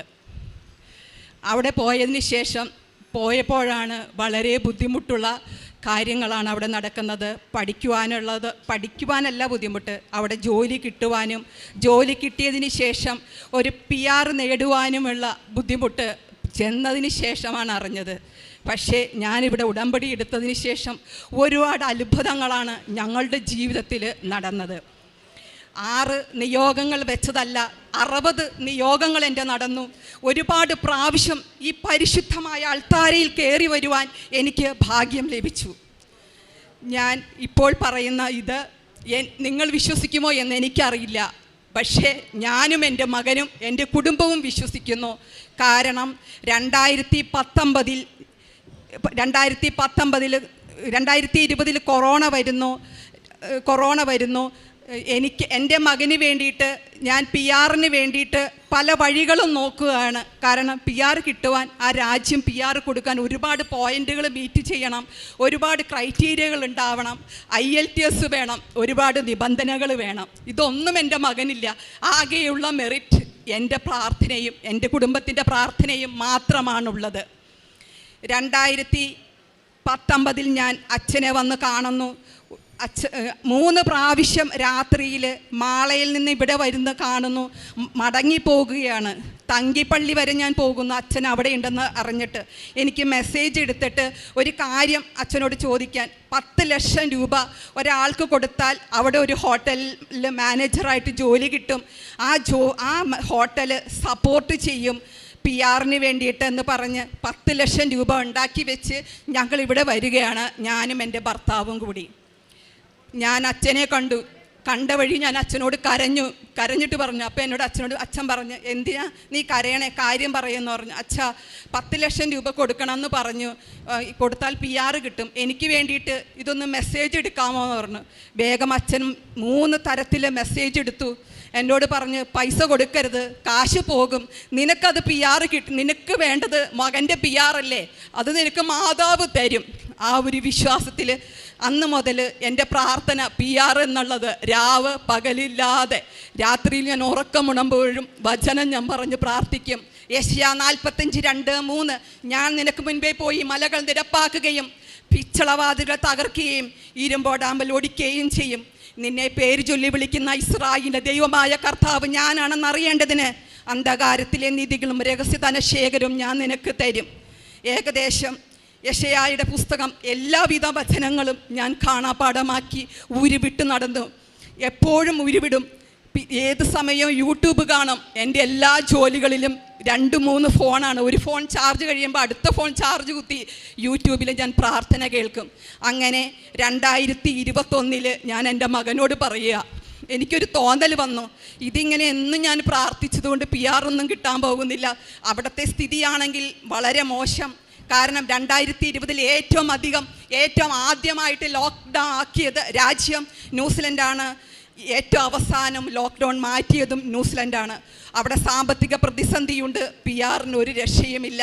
വർക്ക് വിസ കിട്ടിയവന്, അതിൻ്റെ സാക്ഷി ഞാനിവിടെ പറഞ്ഞതാണ്, പക്ഷേ ഈ വർക്ക് വിസ കൊണ്ട് കഴിഞ്ഞാൽ 3 വർഷം കഴിഞ്ഞാൽ തിരിച്ചു പകരണം. പലരും എന്നോട് ചോദിക്കാൻ തുടങ്ങി, മോന് PR കിട്ടാൻ ബുദ്ധിമുട്ടാണല്ലേ? ആണ് എന്ന് ഞാൻ പറഞ്ഞെങ്കിലും ഞാൻ എൻ്റെ മാതാവിനോട് പറയും, എൻ്റെ മകന് PR കിട്ടുമല്ലേ? ആ ഒരു വിശ്വാസത്തിൽ പ്രാർത്ഥിച്ച് ഞാൻ ഡേറ്റ് ഇട്ട് പ്രാർത്ഥിക്കാൻ തുടങ്ങി. നവംബർ 7 എൻ്റെ മകൻ്റെ 25ാം ബർത്ത്ഡേ ആണ്. അന്ന് ഞാൻ അവനോട് പറഞ്ഞു, അപ്പോൾ പറഞ്ഞാൽ അവൻ വിശ്വസിക്കില്ലായിരുന്നു. ഞാൻ അതിനു മുമ്പേ പറഞ്ഞു, സെപ്റ്റംബർ ആദ്യം പറഞ്ഞു, മോനെ മമ്മി ഡേറ്റ് ഇട്ട് പ്രാർത്ഥിക്കുന്നുണ്ട്, നിൻ്റെ ബർത്ത്ഡേ അന്ന് മാതാവ് നിനക്കൊരു സമ്മാനം തരും. ആ സമ്മാനം എന്താണെന്ന് നിനക്കറിയാമോ? PR ആണെന്ന് പറഞ്ഞു. അപ്പോൾ അവൻ എന്നോട് ചിരിച്ചിട്ട് പറഞ്ഞു, മമ്മി അമ്മ സമ്മാനം തരും, PR തരും, പക്ഷെ ഇപ്പോഴല്ല, അത് വർഷങ്ങളെടുക്കും, എന്തെല്ലാം പ്രൊസീജിയേഴ്സ് ഉണ്ട്, ആ പ്രൊസീജിയറുകൾ കടന്നു പോയി കഴിഞ്ഞ് PR തരും, മാതാവ് തരാതിരിക്കില്ല, എനിക്ക് വിശ്വാസമുണ്ട്, പക്ഷെ ഉടനെ ഒന്നും കിട്ടാൻ പോണില്ല, അത് വർഷങ്ങൾ കഴിഞ്ഞിട്ടുള്ള കാര്യമല്ലേ എന്ന് പറഞ്ഞു. ഞാൻ പറഞ്ഞു, വിശ്വസിച്ചാൽ നീ ദൈവത്തിൻ്റെ മഹത്വം ദർശിക്കും എന്ന് പറഞ്ഞുകൊണ്ട് ഞാൻ പ്രാർത്ഥിച്ചു. സെപ്റ്റംബർ 29-ാം തീയതി ന്യൂസിലൻഡിലെ എമിഗ്രേഷൻ സൈറ്റിൽ ഒരു ഇത് വന്നു. ഞാൻ പറഞ്ഞതുപോലെ ഞാൻ അവനോട് എങ്ങനെയാണ് പറഞ്ഞത്, എല്ലാവർക്കും PR കൊടുക്കും, അവിടെയുള്ള എല്ലാ ബുദ്ധിമുട്ടുള്ളവർക്കും PR കൊടുക്കും. അങ്ങനെ ഒരു നിയമം അവിടെ സെപ്റ്റംബർ 29-ന് സൈറ്റിൽ വരികയും മാർച്ച് 1-ന് ഫയൽ ചെയ്യുകയും ജൂലൈ 14-ന് ന്യൂസിലൻഡ് PR കിട്ടുകയും ചെയ്തു. എൻ്റെ ഈ സാക്ഷ്യം വളരെ സത്യമുള്ളതാണ്, വിശ്വസനീയമാണ്, എനിക്ക് ഉറപ്പാണ്. എൻ്റെ പ്രാർത്ഥനയുടെ ഫലമാണ് ആ രാജ്യത്തിൻ്റെ നിയമം മാറ്റിയതെന്ന് ഞാൻ ഉറച്ചു വിശ്വസിക്കുന്നു. എൻ്റെ മാതാവ് മാത്രമാണ് അതിന് ഉത്തരവാദിയെന്ന് ഞാൻ വിശ്വസിക്കുന്നു. ഈശോയിൽ നിന്ന് വാങ്ങിച്ചു തന്ന ഈ അനുഗ്രഹത്തെ ഓർത്ത് ഞാൻ നന്ദി പറയുന്നു. രണ്ടാമത്തെ എൻ്റെ സാക്ഷ്യം, എൻ്റെ ഭർത്താവ് മെയ് 13-ന് ഞാനൊരു കല്യാണത്തിന് പോയി. അവിടെ കല്യാണത്തിന് എൻ്റെ ഭർത്താവ് വന്നില്ല. ഞാൻ രാവിലെ വെളുപ്പിന് 6 മണിക്കാണ് പോയത്. 10:30 ആയപ്പോൾ എനിക്കൊരു ഫോൺ കോൾ വന്നു, ചേട്ടൻ എന്താണ് പറ്റിയത്? ഞാൻ പറഞ്ഞു, ചേട്ടനൊരു കുഴപ്പമില്ലല്ലോ, ചേട്ടൻ രാവിലെ ഉണ്ടല്ലോ. അപ്പോൾ തന്നെ അവർ ഫോൺ കട്ട് ചെയ്തു. പിന്നെ ഞാൻ അറിയുന്നത് എൻ്റെ അനിയൻ്റെ ഭാര്യയും അനിയനും ഉണ്ടായിരുന്നു കൂടെ. അവരോട് വിളിച്ച് പറഞ്ഞു, ചേട്ടന് ആക്സിഡൻറ്റ് പറ്റി, കുറച്ച് ഗുരുതരമാണ്, എത്രയും പെട്ടെന്ന് വരണം. ഞങ്ങൾ അവിടെ നിന്ന് ഞങ്ങൾ വന്നു. ഞാൻ വന്ന സമയത്ത് എൻ്റെ വീട്ടിലൊരു കുട്ടിയെ നിർത്തിയിട്ടാണ് ഞാൻ പോയത്. ആ കുട്ടിയോട് ഞാൻ വിളിച്ച് ചോദിച്ചു, എന്താ പറ്റിയേ? അപ്പോൾ അവൾ പറഞ്ഞു, ഒന്നും പറ്റിയിട്ടില്ല ചേച്ചി, ചേട്ടന് മുട്ടിലാണ് പറ്റിയത്, ചേച്ചി പേടിക്കൊന്നും വേണ്ട, കല്യാണം കഴിഞ്ഞിട്ട് വന്നാൽ മതി, 150 കിലോമീറ്റർ ദൂരമുണ്ട്, എനിക്ക് സമാധാനമില്ല, കല്യാണം കൂടാനൊന്നും സമാധാനമില്ല. ഞാൻ പറഞ്ഞു, ചേട്ടൻ്റെ കയ്യിൽ ഫോൺ കൊടുക്കാവോ എന്ന് ചോദിച്ചു. ഫോൺ കൊടുക്കാമെന്ന് പറഞ്ഞ് അവൾ ഫോൺ കൊടുക്കുകയും, ഫോൺ എന്താണ് ചേട്ടാ പറ്റിയെന്ന് ചോദിച്ചപ്പോൾ ചേട്ടൻ എന്നോട് പറഞ്ഞു, എനിക്കൊരു കുഴപ്പവുമില്ല ജിൻസ, കല്യാണം കഴിഞ്ഞിട്ട് വന്നാൽ മതി, ഒരു കുഴപ്പമില്ല എന്ന് പറഞ്ഞപ്പോൾ അവിടുത്തെ ഡോക്ടർമാർ പറഞ്ഞു, സംസാരിപ്പിക്കരുത്, ഫോൺ തിരിച്ചു മേടിക്കാൻ പറഞ്ഞു. ഞാനത് കേട്ടതാണ്. ഞാനൊരു ഹോസ്പിറ്റൽ സ്റ്റാഫായിട്ട് വർക്ക് ചെയ്തിട്ടുള്ള ആളാണ്. എനിക്ക് മനസ്സിലായി, ഒന്നെങ്കിൽ തലയ്ക്ക് എന്തെങ്കിലും പറ്റിയിട്ടുണ്ടാവും, അല്ലെങ്കിൽ ഹാർട്ടിന് എന്തെങ്കിലും പറ്റിയിട്ടുണ്ടാവും. ഇനി ഒരു നിമിഷം പോലും എനിക്കവിടെ നിൽക്കാൻ പറ്റിയില്ല. അവിടെ നിന്ന് ഒരു ടാക്സി പിടിച്ച് ഞങ്ങൾ ഹോസ്പിറ്റലിലേക്ക് വന്ന അവസ്ഥ എന്താണെന്ന് നിങ്ങൾക്കത് പറഞ്ഞാൽ മനസ്സിലാകുമോ എന്നറിയില്ല. 2 കുപ്പി വെള്ളം മാത്രം, 2 കുപ്പി വെള്ളം ഞാൻ ഒറ്റ ഇരിപ്പിന് കുടിച്ചു. ഫുൾ AC ഇട്ടിട്ട് ഞാൻ അവരോട് പറഞ്ഞു, AC ഇല്ലേ വണ്ടിയിൽ, എനിക്ക് ചൂടെടുക്കുകയാണല്ലോ എന്ന് പറഞ്ഞു. ഞാൻ ആകെ കൂടി എൻ്റെ അമ്മയോട് പറഞ്ഞത്, അമ്മേ എനിക്ക് പ്രാർത്ഥിക്കാൻ ശക്തിയില്ല, അമ്മ കൂടെ പോയേക്കണം. അമ്മ ഞാൻ ചെല്ലുമ്പോൾ എൻ്റെ കെട്ടിയവന് ഒരു ആപത്തും വരുത്താതെ എനിക്ക് തിരിച്ചു തരണം. അമ്മയ്ക്ക് അറിയാലോ എനിക്ക് ചേട്ടനില്ലാതെ ജീവിക്കാൻ പറ്റില്ല എന്ന്. ഒരു വാക്യം ഞാൻ പറഞ്ഞുള്ളൂ. ഞാൻ ഹോസ്പിറ്റലിൽ ചെന്നു. ഡോക്ടർ അവിടെ ആദ്യം കാണിച്ച ഹോസ്പിറ്റലിൽ നിന്ന് മടക്കിയിട്ട് അപ്പോളോ ഹോസ്പിറ്റലിലേക്കാണ് കൊണ്ടുപോയത്. അപ്പോളോ ഹോസ്പിറ്റലിൽ ചെന്ന് കഴിഞ്ഞപ്പോൾ എന്നെ ഡോക്ടർ കാണണമെന്ന് പറഞ്ഞു. ഞാൻ ഡോക്ടറെ കണ്ടു കഴിഞ്ഞു. ഡോക്ടർ എന്നോട് പറഞ്ഞു, ഒരു ക്ലാവിക്കൽ ബോൺ ഫ്രാക്ചറായി, ഒരു റിബ്സ് ഒഴിച്ച് ബാക്കി എല്ലാ റിബ്സും ഒടിഞ്ഞു. നമുക്ക് പ്രതീക്ഷയ്ക്ക് ഇത്തിരി ബുദ്ധിമുട്ടുണ്ട്. കാരണം ഇടതുവശത്താണ് ഒടിഞ്ഞേക്കുന്നത്. ഹാർട്ടിന് പരിക്ക് പറ്റാം, ലങ്സിന് പരിക്ക് പറ്റാം. 48 മണിക്കൂറിന് ശേഷമേ നമുക്ക് എന്തെങ്കിലും പറയാൻ പറ്റുള്ളൂ എന്ന് പറഞ്ഞു. ഞാൻ നിശബ്ദമായി, വളരെ നിശബ്ദമായി ഞാൻ എൻ്റെ ഭർത്താവിനെ കാണാൻ ചെന്നു. അവിടെ ചെന്നപ്പോൾ എൻ്റെ 2 കണ്ണുകൾ നിറഞ്ഞൊഴുകുന്നുണ്ട്. ഒന്നും സംസാരിക്കുന്നില്ല എൻ്റെ ഭർത്താവ്. ഞാൻ കുരിശിട്ട് വിശ്വാസ പ്രമാണം ചൊല്ലി മാതാവിനെ ഏൽപ്പിച്ചു കൊടുത്തു. മാതാവ് ഒരു പോറൽ പോലും ഏൽക്കാതെ എനിക്ക് തിരിച്ചു തന്നേക്കണേ അമ്മേ എന്ന് മാത്രം പറഞ്ഞു. അവർ ICUവിൽ കയറ്റി 24 മണിക്കൂർ കഴിഞ്ഞപ്പോൾ എന്നെ വിളിച്ചിട്ട് പറഞ്ഞു, നമുക്ക് പുറത്തിറക്കാം, കുഴപ്പമൊന്നും കാണുന്നില്ല, ഒബ്സർവേഷനിൽ ഒരു 48 മണിക്കൂർ ചെയ്യാമെന്ന് 48 മണിക്കൂർ വെയിറ്റ് ചെയ്യാം എന്ന് പറഞ്ഞു. പുറത്തിറക്കിയപ്പോൾ 24 മണിക്കൂർ കഴിഞ്ഞ് പുറത്തിറക്കി. ഒരു ചെറിയൊരു ശ്വാസം മുട്ടുണ്ടായി. അപ്പോഴും ഞാൻ വിശ്വാസ പ്രമാണം ചൊല്ലി പ്രാർത്ഥിച്ചു. 4-ാം ദിവസം ഹോസ്പിറ്റലിൽ നിന്ന് ഡിസ്ചാർജായി. 10-ാം ദിവസം ജോലിക്ക് പോയി. റിബ്സ് 6 ഒടിഞ്ഞു കേട്ടോ. അതൊക്കെ ശരി തന്നെയാണ്, റിബ്സ് ഒടിഞ്ഞതാണ്. പക്ഷേ പൂർണ്ണ ആരോഗ്യവാനായിട്ട് അവിടെ ഇരിക്കുന്നുണ്ട്, ഒരു കുഴപ്പവുമില്ല. 4-ാം ദിവസം സ്വന്തം കാർ ഓടിച്ച് കടയിൽ പോയി. 10-ാം ദിവസം സ്ഥിരമായിട്ട് എല്ലാ ദിവസവും കടയിൽ പോയി. ഡോക്ടർ എന്നോട് പറഞ്ഞത് 45 ദിവസം കഴിയാതെ എനിക്കില്ല എന്നാ.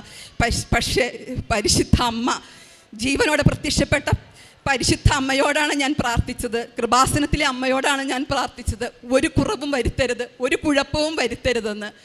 മൂന്നാമത്തെ എൻ്റെ നിയോഗം എൻ്റെ മകളുടെ വീട് പണിയാണ്. അവൾ ഖത്തർ എയർവേസിൽ ജോലി ചെയ്യുകയായിരുന്നു. കൊറോണ സമയത്ത് അവൾ ഹസ്ബൻഡിന് നടുവിനൊരു പ്രശ്നമായിട്ട് ഹസ്ബൻഡിന് ലീവ് എടുത്ത് വീട്ടിൽ കൊണ്ടുവന്നാക്കാൻ പോയതാണ്. അവിടെ ചെന്നപ്പോഴാണ് അറിയുന്നത് പെട്ടെന്ന് ലോക്ക്ഡൗൺ ആയി. ഇവള് ലീവ് ഓഫ് അഡ്ജസ്റ്റ് ചെയ്ത് പോയി, ഹസ്ബൻഡ് ലീവ് എടുത്തും പോയി. പക്ഷേ ഓഫ് അഡ്ജസ്റ്റ് ചെയ്ത് പോകുമ്പോൾ ഖത്തർ ഗവൺമെൻറ് അറിയുന്നില്ല ആള് ലീവിന് പോയേക്കുവാണെന്ന്. ഞങ്ങൾ വളരെ പ്രയാസപ്പെട്ടു. പോകാൻ പറ്റാത്ത അവസ്ഥയായി. 1 വർഷത്തോളം കഴിഞ്ഞു. ഞാൻ പറഞ്ഞു ഒരു പ്രശ്നം ഉണ്ടാവില്ല, ജോലിക്ക് വിളിക്കും. ഞാൻ അമ്മയോട് ദിവസം കരഞ്ഞ് പ്രാർത്ഥിക്കുമായിരുന്നു. 1 വർഷം കഴിഞ്ഞ് അവൾ തിരിച്ച് ജോലിക്ക് കയറി. ഒരു കുഴപ്പവുമില്ല. അവളുടെ വീട് പണി മുടങ്ങിക്കിടക്കുകയായിരുന്നു. ആ വീട് പണി പൂർത്തിയാക്കി. പിന്നെ എൻ്റെ മകനെ ന്യൂസിലൻഡ് ലൈസൻസ് ലേണേഴ്സ്, നിങ്ങൾക്കറിയാം പുറം രാജ്യങ്ങളിലെ ലൈസൻസ് കിട്ടാൻ വളരെ ബുദ്ധിമുട്ടാണ്. ലേണേഴ്സിന് 3 പ്രാവശ്യം തോറ്റു. 4-ാമത്തെ പ്രാവശ്യമാണ് അവൻ എന്നോട് പറയുന്നത്, മമ്മി ഞാൻ ലേണേഴ്സ് എഴുതിയിട്ട് പാസ്സാകുന്നില്ല എന്ന്. ഞാൻ പറഞ്ഞു, മോനെ നീ എന്നോട് എന്താ പറയാതിരുന്നേ? ഞാൻ അമ്മയോട് പ്രാർത്ഥിക്കില്ലായിരുന്നോ? അവൻ ലൈസൻസിന് വേണ്ടി പോകുന്ന സമയത്ത് ഞാൻ തിരി കത്തിച്ച് വെച്ച് പ്രത്യക്ഷീകരണ പ്രാർത്ഥന ചൊല്ലി. അന്ന് തന്നെ അവന് ലേണേഴ്സ് കിട്ടി. അടുത്ത പ്രാവശ്യം അവന് ലൈസൻസിന് വേണ്ടി ചെയ്തപ്പോൾ ഒറ്റ പ്രാവശ്യം കൊണ്ട് തന്നെ അവന് ലൈസൻസ് കിട്ടി. ഇന്നും അവൻ്റെ കൂടെയുള്ളവർക്ക് ലൈസൻസ് കിട്ടാതെ ബുദ്ധിമുട്ടുകയാണ്. ഇത്രയും വലിയ അനുഗ്രഹം ചെയ്തു തന്ന പരിശുദ്ധ അമ്മയ്ക്കും അമ്മയുടെ തിരുക്കുമാരനും 1000 നന്ദി ഞാൻ അർപ്പിക്കുന്നു. ഇനിയും ഈ അൾത്താരയിൽ കയറി ഒരുപാട് സാക്ഷ്യങ്ങൾ പറയുവാനും എൻ്റെ മരണം വരെ ക്രിസ്തുവിൻ്റെ സാക്ഷിയായും പരിശുദ്ധ അമ്മയുടെ സാക്ഷിയുമായും ജീവിക്കുവാൻ ഭാഗ്യം തരണമേ എന്നും പ്രാർത്ഥിച്ചുകൊണ്ട് ഞാൻ എൻ്റെ വാക്കുകൾ ചുരുക്കുന്നു. പരിശുദ്ധ അമ്മയ്ക്ക് ഈശോയ്ക്കും പ്രത്യേകമായിട്ട് നന്ദി പറഞ്ഞ് പ്രാർത്ഥിക്കാം. മരിയൻ ഉടമ്പടിയിലൂടെ സമയച്ചുരുക്കത്തിൻ്റെ സാക്ഷ്യമാണ് നമ്മൾ കേട്ടത്. ഉടമ്പടി എടുക്കുന്ന വ്യക്തികൾക്ക് തീർച്ചയായിട്ടും അറിയാം, ഒരു സമയച്ചുരുക്കത്തിൻ്റെ അടിസ്ഥാനമായി നിൽക്കുന്നതാണ് മരിയൻ ഉടമ്പടി പ്രാർത്ഥന. മരിയൻ ഉടമ്പടി എടുത്ത ഓരോ വ്യക്തികൾക്കും പ്രത്യേകമായിട്ട് അമ്മ നൽകുന്നൊരു വലിയൊരു അനുഗ്രഹമാണ്. ഒത്തിരിയേറെ വിഷയങ്ങൾ നീണ്ടുപോകുന്ന പല വിഷയങ്ങളും അതിവേഗം ശരിയാക്കുന്നത്, പെട്ടെന്ന് തന്നെ അതിന് ഉത്തരം ലഭിക്കുന്നത്, അത് അമ്മ നൽകുന്നൊരു വലിയ ഗ്യാരൻറ്റിയാണ്. ഈ ഗ്യാരൻറ്റിയാണ് ഈ ഉടമ്പടിയെ ഇത്രമാത്രം എല്ലാവരുടെ ഹൃദയങ്ങളിലേക്ക് എത്തിച്ചേരുന്നത്. അതിന് പരിശുദ്ധമായി എടുക്കുന്നൊരു ഇനീഷ്യേറ്റീവ്. അമ്മ പറയുന്നത് അവൻ പറയുന്നത് പോലെ ചെയ്യുക. യോഹന്നാൻ 2:5. അവൻ പറയുന്നത് പോലെ ചെയ്യുന്ന ഒരു വ്യക്തിക്ക് പിന്നീട് ഒരിക്കലും നിരാശപ്പെടേണ്ടി വരുന്നില്ല. ഒരിക്കലും അയാളുടെ ജീവിതത്തിൽ ഒരു താഴ്ചയിലേക്ക് അവസ്ഥയിലേക്ക് വരുന്നില്ല. ഉടമ്പടി കൃത്യമായി വിശ്വസ്തയോടെ പാലിച്ച് മുന്നോട്ട് പോകുമ്പോൾ തീർച്ചയായിട്ടും ഈ ഒരു സാന്നിധ്യം, കർത്താവിൻ്റെ അതിവേഗം അനുഭവിക്കുന്ന കൃപയുടെ സാന്നിധ്യം അനുഭവിക്കാൻ നമുക്ക് സാധിക്കും. അത് തീർച്ചയായിട്ടും കർത്താവ് നമുക്ക് നൽകുന്ന ഒരു ഉറപ്പ് തന്നെയാണ്, ഒരു സംരക്ഷണം എന്ന് പറയുന്നത്. മകനെ സംബന്ധിച്ചിടത്തോളം PR കിട്ടാതെ വിഷമിച്ചു. ആ വിഷമ അവസ്ഥകൾ പരിശുദ്ധമായിട്ട് സമർപ്പിച്ചു. അച്ഛനിൽ നിന്ന് മെസ്സേജ് കിട്ടി. ഒരു 10 ലക്ഷം രൂപ കരുതി വെച്ചുകൊണ്ട് അത് കൊടുത്ത് അതിങ്ങനെയെങ്കിലും PR റെഡിയാക്കാമെന്ന് വിചാരിച്ചുകൊണ്ടാണ് അച്ഛൻ്റെ അടുത്തേക്ക് വരുന്നത്. പക്ഷെ മാതാവ് ഒരുക്കി വെച്ചിരുന്നത് ആ 10 ലക്ഷം രൂപ കൊടുക്കണമെന്നല്ല, മറിച്ച് ദൈവത്തിൽ ആശ്രയിക്കണമെന്ന് തന്നെയാണ്. കർത്താവ് പറയുന്നത് പോലെ ചെയ്യാൻ തന്നെയാണ് അമ്മ ആഹ്വാനം ചെയ്തത്. അതുപോലെ അമ്മ പറഞ്ഞതനുസരിച്ച്, കർത്താവിൻ്റെ വചനമനുസരിച്ച് മുന്നോട്ട് പോയപ്പോൾ അത്ഭുതകരമായിട്ട് ഒരു ഡേറ്റ് ഇട്ട് പ്രാർത്ഥിച്ചിരുന്നു. ആ ഡേറ്റിനനുസരിച്ച് തന്നെ മകൻ്റെ ജന്മദിനത്തിൽ തന്നെ അവന് PR ലഭിച്ചു. അതുവരെ ന്യൂസിലാൻഡിൽ ഒരു നിയമമുണ്ടായിരുന്നു, ആർക്കും തന്നെ PR കൊടുക്കുന്നില്ലായിരുന്നു. പലര് തരത്തിലുള്ള നിയമവ്യവസ്ഥകൾ കൊണ്ട് ആ ഒരു വ്യവസ്ഥകളൊക്കെ ഇവനും ബാധകമായിരുന്നു. അതുകൊണ്ട് ഇവൻ ഒരിക്കലും അത് കിട്ടാൻ പോകുന്നില്ല, വർഷങ്ങളെടുക്കും എന്നുള്ള രീതിയിലായിരുന്നു. പക്ഷെ അമ്മ ആ നിയമം മാറ്റി. പകരം എല്ലാവർക്കും PR കൊടുക്കാനുള്ളൊരു നിയമ വ്യവസ്ഥ ന്യൂസിലാൻഡ് ഇറക്കി. അങ്ങനെ അവനും ആ നിയോഗത്തിൽ അല്ലെങ്കിൽ ആ ഒരു കമാൻഡ് ലോയിലൂടെ ഭാഗമായി തീരാൻ സാധിച്ചു. മാതാവ് പരിശുദ്ധ അമ്മ ചെയ്തു കൊടുത്താണ്. അതുപോലെ ഭർത്താവിന് ഉണ്ടായ ആക്സിഡൻറ്റിലും ഈ ഭാര്യ എന്ന നിലയിൽ ഒരൊത്തിരിയേറെ വിഷമതകൾ ഉണ്ടായപ്പോലും പരിശുദ്ധ അമ്മയെ മുറുകെ പിടിച്ചത് കൊണ്ടാണ് ഭർത്താവിനെ തിരികെ വരാനായിട്ട് സാധിച്ചത്. അമ്മയെ മുറുകെ പിടിച്ചുകൊണ്ട് പറഞ്ഞത്, അമ്മയെ ഞാൻ ഏൽപ്പിക്കുന്നു, എൻ്റെ ഭർത്താവിനെ ഞാൻ അമ്മയെ ഏൽപ്പിക്കുന്നു, അതുകൊണ്ട് അമ്മ തന്നെ ഇതിന് എല്ലാ കാര്യങ്ങളും ഭംഗിയായിട്ട് ചെയ്യണമേ എന്ന് പറഞ്ഞു. 45 ദിവസം കൊണ്ട് ശരിയാകത്തുള്ളൂ, അല്ലെങ്കിൽ കുറേ ദിവസങ്ങൾ എടുക്കുമെന്ന് പറഞ്ഞ കാര്യം വെറും 10 ദിവസം കൊണ്ട് പരിശുദ്ധ അമ്മ ശരിയാക്കി കൊടുത്തു. ഇപ്പോൾ എല്ല് പൊട്ടിയിട്ടുണ്ടായിരുന്നു, വാരിയലുകൾ പൊട്ടിയിട്ടുണ്ടായിരുന്നു, എല്ലാം പൊട്ടിയിട്ട് പോലും അതൊക്കെ പരിശുദ്ധ അമ്മ ആരോഗ്യമുള്ളൊരു വ്യക്തിയാക്കി വീണ്ടും 10 ദിവസത്തിൽ ജോലിക്ക് പോകാനായിട്ട് സാധിക്കുന്നു. മക്കളുടെ കാര്യത്തിലും അതുപോലെ മകളുടെ കാര്യത്തിലൊക്കെ ഓരോ കാര്യങ്ങളിലും സംരക്ഷണ വലയം തീർത്തുകൊണ്ട് പരിശുദ്ധ ഈശോയും ഈ കുടുംബത്തെ അനുഗ്രഹിച്ചു.